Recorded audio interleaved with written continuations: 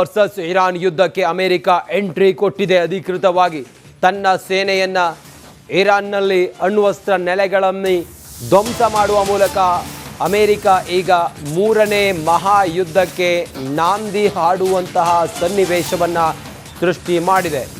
ಇರಾನ್ನ 3 ಅಣ್ವಸ್ತ್ರ ನೆಲೆಗಳನ್ನು ಅಮೆರಿಕ ಧ್ವಂಸ ಮಾಡಿದೆ. ದಾಳಿ ಮಾಡಿದ್ದೀವಿ ಅನ್ನೋದನ್ನು ಟ್ವೀಟ್ ಮಾಡಿ ಖಚಿತಪಡಿಸಿಕೊಂಡಿದ್ದಾರೆ ಅಥವಾ ಖಚಿತಪಡಿಸಿದ್ದಾರೆ ಟ್ರಂಪ್. ತಮ್ಮ ಸೇನೆಗೆ ಅಭಿನಂದನೆಯನ್ನ ಸಲ್ಲಿಸಿದ್ದಾರೆ ಅಮೆರಿಕ ಅಧ್ಯಕ್ಷ ಡೊನಾಲ್ಡ್ ಟ್ರಂಪ್.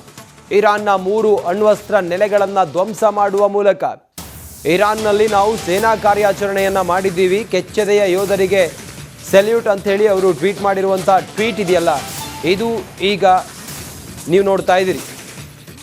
ಒಂದು ಕಡೆಯಲ್ಲಿ ಇಸ್ರೇಲ್ ಇರಾನ್ನ ಖಮೇನಿಯನ್ನು ಕೊಲ್ಲಬೇಕು ಅಂಥೇಳಿ ನಿರಂತರವಾಗಿ ದಾಳಿಯನ್ನು ಮಾಡ್ತಾ ಇದೆ. ಅವರ ಸೇನಾ ನೆಲೆಗಳನ್ನು ಧ್ವಂಸ ಮಾಡ್ತಾ ಇದೆ. ನಗರಗಳನ್ನು ಎಲ್ಲವನ್ನು ಕೂಡ ನಾಮಾವಶೇಷ ಮಾಡಿ ಹಾಕಿದೆ. ಈತ ಖಮೇನಿ ಎಲ್ಲಿದ್ದಾರೆ ಅನ್ನೋದ್ರ ಬಗ್ಗೆಯೂ ಕೂಡ ಮಾಹಿತಿ ಇಲ್ಲ.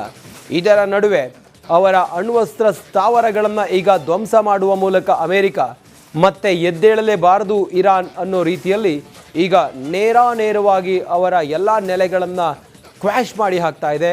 ಮತ್ತೊಂದು ಕಡೆಯಲ್ಲಿ ಇಸ್ರೇಲ್ ಕೂಡ ಇರಾನ್ನ ಮೇಲೆ ಮುಗಿಬೀಳ್ತಾ ಇದೆ. ಇರಾನ್ನ 3 ನ್ಯೂಕ್ಲಿಯರ್ ಸೈಟ್ಗಳ ಮೇಲೆ ಅಮೆರಿಕ ದಾಳಿಯನ್ನು ಮಾಡಿದೆ. 1 ಫಾರ್ಡೋ, 2 ನಂಟಾಸ್, ಫಹಾನ್ ಮೇಲೆ ಬಾಂಬ್ಗಳ ಸುರಿಮಳೆಯನ್ನು ನಾವು ಸುರಿಸಿದ್ದೀವಿ. ಇರಾನ್ನನ್ನು ಬಗ್ಗು ಬಡಿಯಲು ರಣರಂಗಕ್ಕೆ ಅಮೆರಿಕ ಈಗ ಎಂಟ್ರಿ ಕೊಟ್ಟಿದೆ. ಒಂದು ಸಲ ಅಮೆರಿಕ ಹೇಳಿತ್ತು, ನೀವು ಮಾತುಕತೆಯಲ್ಲಿ ಬಗೆಹರಿಸಿಕೊಳ್ಳಿ, ಶಾಂತಿಯುತವಾಗಿ ಇದನ್ನು ಬಗೆಹರಿಸಿಕೊಳ್ಳಿ ಅಂಥೇಳಿ ಅಮೆರಿಕ ಎಚ್ಚರಿಕೆ ಕೊಟ್ಟಿತ್ತು. ಅದಾದ ನಂತರ ಫೈನಲ್ ವಾರ್ನ್ ಮಾಡಿತ್ತು, ನೋಡಿ ನೀವು ಹೀಗೆ ಮುಂದುವರಿಸಿದ್ರೆ ಖಮೇನಿಯನ್ನು ಕೊಲ್ಲುವ ಉದ್ದೇಶ ನಮ್ಮದಲ್ಲ, ಶಾಂತಿ ಸ್ಥಾಪನೆಗಾಗಿ ನಾವು ಏನು ಮಾಡೋದಕ್ಕೂ ಹೇಸೋದಿಲ್ಲ ಅಂಥೇಳಿ ಅಮೆರಿಕ ಹೇಳಿತ್ತು. ಈಗ ಹೇಳಿದ್ದು ಮಾತ್ರವಲ್ಲ, ಕಾರ್ಯರೂಪಕ್ಕೆ ತಂದಿದೆ ಅಮೆರಿಕ.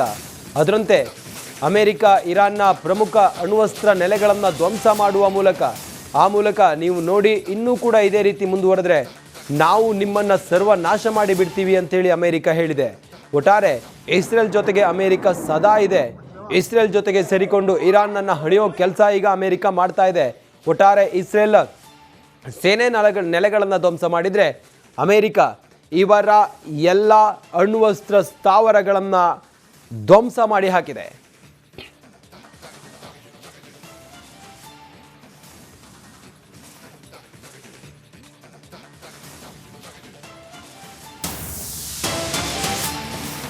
ಇರಾನ್ನ ಅಣ್ವಸ್ತ್ರದ ಮೇಲೆ ಅಮೆರಿಕ ದಾಳಿ ಮಾಡಿದೆ. B-2 ಬಾಂಬರ್ ವಿಮಾನಗಳಿಂದ ದಾಳಿಯನ್ನು ಮಾಡಿದೆ. F-22 ರಾಪ್ಟರ್ನಿಂದ ಅಮೆರಿಕ ಮಾರಕ ದಾಳಿಯನ್ನು ಮಾಡಿದೆ. ಇರಾನ್ನ ಸುತ್ತುವರಿದ ಅಮೆರಿಕದ ಮಿಲಿಟರಿ ಪಡೆ ಈಗ ಸಂಪೂರ್ಣವಾಗಿ ಇರಾನ್ನ ಅಣ್ವಸ್ತ್ರ ಸ್ಥಾವರಗಳು ಧ್ವಂಸ ಆದ ನಂತರ ಆ ಸ್ಥಳ ಈಗ ಅಮೆರಿಕದ ಕಂಟ್ರೋಲ್ನಲ್ಲಿದೆ ಅನ್ನುವ ಮಾಹಿತಿ ಲಭ್ಯ ಆಗ್ತಾ ಇದೆ. F-22 ರಾಪ್ಟರ್ನಿಂದಾಗಿ ಅಮೆರಿಕ ಮಾರಕ ದಾಳಿಯನ್ನು ಮಾಡಿದೆ. ಇರಾನನ್ನು ಈಗ ಅಮೆರಿಕ ಮಿಲಿಟರಿ ಪಡೆ ಸುತ್ತುವರೆದಿದೆ. ಇರಾನ್ ಸೇನಾ ನೆಲೆಗಳ ಮೇಲೆ ಇಸ್ರೇಲ್ ಈ ಕಡೆಯಲ್ಲಿ ದಾಳಿ ಮಾಡ್ತಾ ಇದೆ. B-2 ಬಾಂಬರ್ಗಳ ಮೂಲಕ, ಸುಧಾರಿತ ವಿಮಾನಗಳ ಮೂಲಕ, ರಾಪ್ಟರ್ಗಳ ಮೂಲಕ ದಾಳಿಯನ್ನು ಮಾಡ್ತಾ ಇದೆ. ಒಟ್ಟಾರೆ ಇರಾನ್ಗೆ ಈಗ ಉಭಯ ಸಂಕಟ ಎದುರಾಗಿದೆ. ನಮ್ಮ ನವದೆಹಲಿಯ ಪ್ರತಿನಿಧಿ ನಟೇಶ್ ಈಗ ದೂರವಾಣಿ ಸಂಪರ್ಕದಲ್ಲಿದ್ದಾರೆ. ನಟೇಶ್, ಕ್ಷಣಕ್ಕೂ ಕೂಡ ಯುದ್ಧದ ತೀವ್ರತೆ ಹೆಚ್ಚುತ್ತಾ ಇದೆ. ಅಮೆರಿಕ ಎಂಟ್ರಿ ಆಗಿದೆ, ಅಧಿಕೃತವಾಗಿ ಟ್ವೀಟ್ ಮಾಡಿದ್ದಾರೆ. ಹೆಚ್ಚಿನ ವಿವರ ಏನು ಕೊಡ್ತೀರಿ ನಟೇಶ್?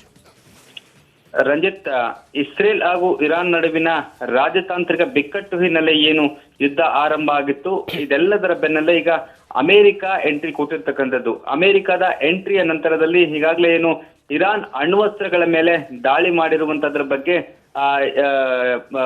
ಏನು ಟ್ರಂಪ್ ಕೂಡ ಟ್ವೀಟ್ ಮಾಡುವ ಮೂಲಕ ಅಧಿಕೃತವಾಗಿ ಒಪ್ಕೊಂಡಿರುವಂತದ್ದು. ನಾವು ದಾಳಿಯನ್ನ ನಡೆಸಿದ್ದೇವೆ ಎನ್ನುವಂಥದ್ದನ್ನ ಪ್ರಮುಖವಾಗಿ ಫಾರ್ಡೋ ಇರ್ಬೋದು, ನಟಾನ್ಸ್ ಇರ್ಬೋದು, ಹಾಗೇನೆ ಫಹಾನ್ ಎಂಬ 3 ಪ್ರದೇಶಗಳ ಮೇಲೆ ಬಾಂಬ್ಗಳ ಸುರಿಮಳೆಯನ್ನ ಸುರಿದಿದ್ದಾರೆ. ಪ್ರಮುಖವಾಗಿ ಈ ಒಂದು ಪ್ರದೇಶಗಳ ಮೇಲೆ ನೇರವಾಗಿ ಅಮೆರಿಕ ದಾಳಿ ಮಾಡುವಂತಹ ಕೆಲಸವನ್ನ ಮಾಡಿದೆ.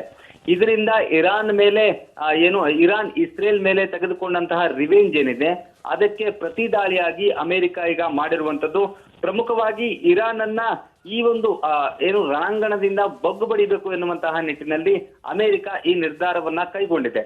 ಇಸ್ರೇಲ್ ಮತ್ತು ಇರಾನ್ ನಡುವಿನ ಸಂಘರ್ಷ ಏನು ಹಲವು ದಿನಗಳಿಂದ ನಡೀತಾನೆ ಇತ್ತು. ಆದ್ರೆ ಇದೆಲ್ಲದಕ್ಕೂ ಕೂಡ ಒಂದು ಅಂತಿಮ ಹಂತವನ್ನ ತಲುಪಬೇಕು ಎನ್ನುವಂತಹ ನಿಟ್ಟಿನಲ್ಲಿ ಎಲ್ಲಾ ರಾಷ್ಟ್ರಗಳು ಇವರ ಮನವೊಲಿಸುವಂತಹ ಕೆಲಸವನ್ನ ಮಾಡಿದ್ರು. ಆದ್ರೆ ಎರಡೂ ದೇಶಗಳು ಕೂಡ ಇದರ ಬಗ್ಗೆ ಯಾವುದೇ ರೀತಿಯಾದಂತಹ ತಲೆ ಕೆಡಿಸಿಕೊಳ್ಳಿಲ್ಲ. ಜೊತೆಗೆ ಬೇರೆ ಬೇರೆ ದೇಶಗಳ ವಿರುದ್ಧ ಮಾತನಾಡೋದಕ್ಕೆ ಮುಂದಾಗಿದ್ವು. ಅದರಲ್ಲೂ ಪ್ರಮುಖವಾಗಿ ಅಮೆರಿಕದ ವಿರುದ್ಧ ನೇರವಾಗಿ ಇರಾನ್ ವಾಗ್ದಾಳಿಯನ್ನ ನಡೆಸಲಿಕ್ಕೆ ಮುಂದಾಗಿತ್ತು. ಇದೆಲ್ಲದರ ಬೆಳವಣಿಗೆಗಳ ಬೆನ್ನಲ್ಲೇ ಅಮೆರಿಕ ಕೂಡ ಸಾಕಷ್ಟು ಬಾರಿ ವಾರ್ನಿಂಗ್ ಅನ್ನ ಮಾಡುವ ಮೂಲಕ ಇರಾನ್ಗೆ ಹೇಳಿತ್ತು, ನೀವು ಇಸ್ರೇಲ್ನ ವಿರುದ್ಧ ನಡೀತಾ ಇರ್ತಕ್ಕಂತಹ ಯುದ್ಧವನ್ನ ನಿಲ್ಲಿಸಬೇಕು ಎನ್ನುವಂತಹ ವಾರ್ನಿಂಗ್ ಅನ್ನ ಮಾಡಿತ್ತು. ಅದರ ಹಿಂದೆ ಒತ್ತಾಯವನ್ನ ಕೂಡ ಮಾಡಿತ್ತು. ಮಾತುಕತೆಯನ್ನ ಆಡ್ಕೊಳ್ಳಿ, ಜೊತೆಗೆ ಇದರಿಂದಾಗಿ ಏನು ಯುದ್ಧದ ಪ್ರಸಂಗ ಬೇಡ ಎನ್ನುವಂತಹ ನಿಟ್ಟಿನಲ್ಲಿ ಒಂದಷ್ಟು ಹೇಳಿಕೆಗಳನ್ನ ಕೂಡ ಅಮೆರಿಕ ಕೊಟ್ಟಿತ್ತು. ಆದ್ರೆ ಅಮೆರಿಕಾಗೆ ತಿರುಗೇಟು ಕೊಡುವಂತಹ ಕೆಲಸವನ್ನ ಇರಾನ್ ಮಾಡಿರೋದ್ರಿಂದ ಇರಾನ್ ಮೇಲೆ ನೇರವಾಗಿ ಅಂದ್ರೆ ಅಣುಸ್ಥಾವರಗಳ ಮೇಲೆ ದಾಳಿ ಮಾಡುವಂತಹ ಕೆಲಸವನ್ನ ಅಮೆರಿಕ ಮಾಡಿದೆ. ತನ್ನ F-22 ರಾಪ್ಟರ್ ಮೂಲಕ ಒಂದು ದೊಡ್ಡ ಮಟ್ಟದ ಮಾರಕ ದಾಳಿಯನ್ನ ಮಾಡಿದೆ ಎನ್ನುವಂಥದ್ದು ಈಗ ಅಮೆರಿಕ ಕೂಡ ಸ್ಪಷ್ಟಪಡಿಸಿದೆ.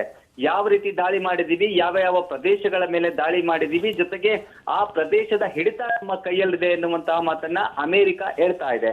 ಇದೆಲ್ಲದರ ಬೆನ್ನಲ್ಲೇ ಈಗ ಜಗತ್ತಿನಾದ್ಯಂತ ದೊಡ್ಡ ಮಟ್ಟದಲ್ಲಿ ಸುದ್ದಿ ಆಗ್ತಾ ಇರ್ತಕ್ಕಂಥದ್ದು ಇರೇನ್ ಯಾವ ರೀತಿ ಪ್ರತಿ ದಾಳಿಯನ್ನ ಮಾಡುತ್ತೆ, ಅಮೆರಿಕದ ಮೇಲೆ ದಾಳಿ ಮಾಡುತ್ತಾ ಅಥವಾ ಇಸ್ರೇಲ್ ಮೇಲೆ ದಾಳಿ ಮಾಡುತ್ತಾ ಎನ್ನುವಂಥದ್ದು. ಯಾಕಂದ್ರೆ ಇಸ್ರೇಲ್ ಮತ್ತು ಅಮೆರಿಕದ ನಡುವೆ ಈಗ ಆಯಾ ರಾಷ್ಟ್ರಗಳ ನಡುವೆ ದಾಳಿ ನಡೀತಾ ಇತ್ತು. ಈಗ ಅಮೆರಿಕ ಎಂಟ್ರಿ ಆಗಿರೋದ್ರಿಂದ ಈಗ ಇರಾನ್ಗೆ ಒಂದು ದೊಡ್ಡ ಮಟ್ಟದ ಸಂಕಷ್ಟ ಅಂತ ಹೇಳಲಾಗ್ತಾ ಇದೆ. ಯಾಕಂದ್ರೆ ಇಡೀ ವಿಶ್ವದಾದ್ಯಂತ ದೊಡ್ಡಣ್ಣ ಇಟ್ಕೊಂಡಂತ ಅಮೆರಿಕವೇ ನೇರವಾಗಿ ಏನು ಇರಾನ್ ಮೇಲೆ ಮುಗಿಬಿದ್ದಿರೋದ್ರಿಂದ ಇರಾನ್ ಯಾವ ರೀತಿಯಾದಂತಹ ಪ್ರತಿಕ್ರಿಯೆ ನೀಡಬೇಕು ಎನ್ನುವಂಥದ್ದೇ ಈಗ ಸದ್ಯಕ್ಕೆ ಯಕ್ಷ ಪ್ರಶ್ನೆ. ಒಂದು ಕಡೆ ಇರಾನ್ ಪರವಾಗಿ ನಿಂತಕ್ಕಂತಹ ರಷ್ಯಾ ಏನಿದೆ, ದಕ್ಷಿಣ ಆಫ್ರಿಕಾ ಏನಿದೆ, ಈ ದೇಶಗಳು ಈಗ ಅಮೆರಿಕ ನೇರವಾಗಿ ಎಂಟ್ರಿ ಆಗಿರೋದ್ರಿಂದ ಆ ದೇಶಗಳು ನೇರವಾಗಿ ಎಂಟ್ರಿ ಆಗತ್ತಾ ಅಥವಾ ಅವರಿಗೂ ಕೂಡ ರಾಜತಾಂತ್ರಿಕ ವ್ಯವಸ್ಥೆನಲ್ಲಿ ಬಹಳಷ್ಟು ರೆಸ್ಟ್ರಿಕ್ಷನ್ ಇರುತ್ತೆ. ಆದ್ರೆ ಅಮೆರಿಕ ಎಂಟ್ರಿಯ ಬೆನ್ನಲ್ಲೇ ಅವರು ಕೂಡ ಎಂಟ್ರಿ ಆಗ್ತಾರಾ ಅನ್ನುವಂಥದ್ದು ಈಗ ಪ್ರಶ್ನೆ ಆಗಿರುವಂತದ್ದು. ಇದೆಲ್ಲದರ ಬೆನ್ನಲ್ಲೇ ಇರೇನ್ನ ಪ್ರತಿ ದಾಳಿ ಯಾವ ರೀತಿ ಇರುತ್ತೆ. ಈಗಾಗಲೇ ಇಸ್ರೇಲ್ ಕೂಡ ಹೈ ಅಲರ್ಟ್ ಆಗಿದೆ. ಇತ್ತ ಇರಾನ್ ಸೇನಾ ನೆಲೆಗಳ ಮೇಲೆ ಇಸ್ರೇಲ್ ಮಾರಕ ದಾಳಿಯನ್ನ ಮಾಡಿದೆ. ಇರಾನ್ನ 12ಕ್ಕೂ ಹೆಚ್ಚು ಸೇನಾ ನೆಲೆಗಳ ಮೇಲೆ ದಾಳಿ ಮಾಡಿ ಸೇನಾ ನೆಲೆಗಳನ್ನು ಧ್ವಂಸ ಮಾಡಿದೆ. ನಿರಂತರವಾಗಿ ನಡೀತಾ ಇರುವಂಥ ಈ ದಾಳಿ ಇದೆಯಲ್ಲ, ಇರಾನ್ನನ್ನು ಸಂಪೂರ್ಣವಾಗಿ ಸರ್ವನಾಶ ಮಾಡುವತ್ತ ಹೊರಟಿದೆ. ಒಂದು ಕಡೆಯಲ್ಲಿ ಅಮೆರಿಕ, ಮತ್ತೊಂದು ಕಡೆಯಲ್ಲಿ ಇಸ್ರೇಲ್ ಇರಾನ್ನನ್ನು ಸಂಪೂರ್ಣ ನಾಮಾವಶೇಷ ಮಾಡೋದಕ್ಕೆ ಹೊರಟಿದೆ. ಮತ್ತೆ ಸಂಪರ್ಕದಲ್ಲಿ ನಮ್ಮ ಪ್ರತಿನಿಧಿ ನಟೇಶ್ ಒಂದು ಕಡೆಯಲ್ಲಿ ಅಮೆರಿಕ ದಾಳಿಯನ್ನು ಮಾಡಿದೆ, ಒಪ್ಕೊಂಡಿದ್ದಾರೆ, ನಾವು ದಾಳಿ ಮಾಡಿದ್ದೀವಿ, ಯಶಸ್ವಿಯಾಗಿದೆ ಅಂಥೇಳಿ. ಇಸ್ರೇಲ್ ಕೂಡ ಈಗ ಸೇನಾ ನೆಲೆಗಳನ್ನು ಟಾರ್ಗೆಟ್ ಮಾಡಿ ದಾಳಿ ಮಾಡ್ತಾ ಇದೆ. ಸದ್ಯದ ಈ ಹೊತ್ತಿಗೆ ಅಲ್ಲಿನ ಚಿತ್ರಣ ಹೆಂಗಿದೆ? ರಂಜಿತ್, ಪ್ರಮುಖವಾಗಿ ಈಗ ಅಮೆರಿಕದ ದಾಳಿಯ ನಂತರದಲ್ಲಿ ಈಗ ಇರಾನ್ನ ಚಿತ್ರಣ ಸಾಕಷ್ಟು ದೊಡ್ಡ ಮಟ್ಟದಲ್ಲಿ ಬದಲಾಗ್ತಾ ಇದೆ ಎನ್ನುವಂಥದ್ದು.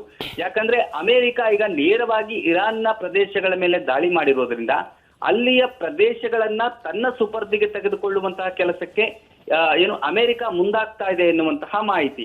ಇದರಿಂದ ಇಸ್ರೇಲ್ಗೆ ಒಂದು ಸೇಫ್ ಝೋನ್ ಆಗುವಂತಹ ಎಲ್ಲಾ ಸಾಧ್ಯತೆಗಳು ಕೂಡ ಇದೆ. ಆದ್ರೆ ಇರಾನ್ ಇದರ ಬಗ್ಗೆ ಪ್ರತಿಕ್ರಿಯೆ ಯಾವ ರೀತಿ ಕೊಡುತ್ತೆ, ಪ್ರತಿ ದಾಳಿಯನ್ನ ಮಾಡ್ಲಿಕ್ಕೆ ಮುಂದಾಗುತ್ತಾ, ಅಮೆರಿಕಾದಂತಹ ದೊಡ್ಡ ದೇಶದ ವಿರುದ್ಧ ಇರಾನ್ ನಿಂತುಕೊಳ್ಳಲು ಸಾಧ್ಯ ಇದೆಯಾ, ಇದನ್ನ ಮುಂದಾಲೋಚನೆ ಮಾಡಬೇಕಿತ್ತು ಎನ್ನುವಂಥದ್ದು ಈಗ ಇರ್ತಕ್ಕಂತಹ ಚರ್ಚೆ. ಯಾಕಂದ್ರೆ ಅಮೆರಿಕಾದಲ್ಲಿ ಇರ್ತಕ್ಕಂತಹ ಶಸ್ತ್ರಾಸ್ತ್ರಗಳಿಗೂ ಜೊತೆಗೆ ಇಸ್ರೇಲ್ಗೆ ಸಪೋರ್ಟ್ ಮಾಡ್ತಾ ಇರೋದ್ರಿಂದ ಇರಾನ್ ನಲ್ಲಿ ಆ ರೀತಿಯಾದಂತಹ ಶಸ್ತ್ರಾಸ್ತ್ರಗಳು ಇದೆಯಾ, ಅಮೆರಿಕದ ವಿರುದ್ಧ ಪ್ರತಿದಾಳಿ ಮಾಡುವಷ್ಟು ದೊಡ್ಡ ಮಟ್ಟದಲ್ಲಿ ಶಸ್ತ್ರಾಸ್ತ್ರಗಳನ್ನ ಇರಾನ್ ಇಟ್ಟುಕೊಂಡಿದ್ಯಾ ಎನ್ನುವಂಥದ್ದು. ಯಾಕಂದ್ರೆ ಇದು ಸದ್ಯಕ್ಕೆ ಅಮೆರಿಕದ ದಾಳಿ ಏನಿದೆ ಇದು ದೊಡ್ಡ ಮಟ್ಟದಲ್ಲಿ ಆಗಿರುವಂತದ್ದು. ಮತ್ತೆ ಅಮೆರಿಕ ಏನಿದೆ, ಅಮೆರಿಕ ಇರಾನ್ ಮೇಲೆ ಪ್ರತಿ ದಾಳಿಗಳನ್ನ ನಡೆಸುವಂತಹ ಎಲ್ಲಾ ಸಾಧ್ಯತೆಗಳು ಕೂಡ ಇದೆ. ಅಮೆರಿಕ ವಿರುದ್ಧವಾಗಿ ನಿಂತಹ ಇರೇನ್ ತನ್ನ ಸೋಲನ್ನ ಒಪ್ಪಿಕೊಳ್ಳುವ ತನಕ ಬಿಡೋದಿಲ್ಲ ಅನ್ನುವಂಥದ್ದು ಅಮೆರಿಕದ ವಾದ. ಹಾಗಾಗಿ ಸೋಲನ್ನ ಒಪ್ಪಿಕೊಳ್ಳುತ್ತಾ ಅಥವಾ ಮತ್ತೆ ಪ್ರತಿದಾಳಿಯನ್ನ ಇಸ್ರೇಲ್ ಮೇಲೆ ನಡೆಸುತ್ತಾ ಅಥವಾ ಇರಾನ್ ಏನು ಅಮೆರಿಕದ ಮೇಲೆ ನಡೆಸುತ್ತಾ ಎನ್ನುವಂತಹ ಪ್ರಶ್ನೆ ಕೂಡ ಈಗ ಎದುರಾಗ್ತಾ ಇದೆ. ಸದ್ಯಕ್ಕೆ ಇರಾನ್ ಸಾಕಷ್ಟು ದೊಡ್ಡ ಮಟ್ಟದ ಸಂಕಷ್ಟದಲ್ಲಿ ಸಿಲುಕಿಕೊಂಡಿರುವಂತದ್ದು, ಮತ್ತಷ್ಟು ಸಂಕಷ್ಟ ಎದುರಿಸುವಂತಹ ಎಲ್ಲಾ ಸಾಧ್ಯತೆಗಳು ಕೂಡ ಇದೆ.